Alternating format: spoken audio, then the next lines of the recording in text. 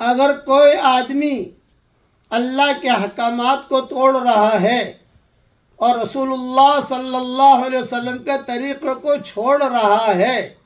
اس کے باوجود دنیا اس کے قدموں پر آتی ہے اور اللہ بہت مال دے رہا ہے، تو وہ آدمی اپنے بارے میں سمجھ لے کہ وہ اللہ کے عذاب کا شکار ہو چکا ہے۔ اللہ کے احکامات کو توڑ کر، رسول اللہ صلی اللہ علیہ وسلم کے طریقوں کو چھوڑ کر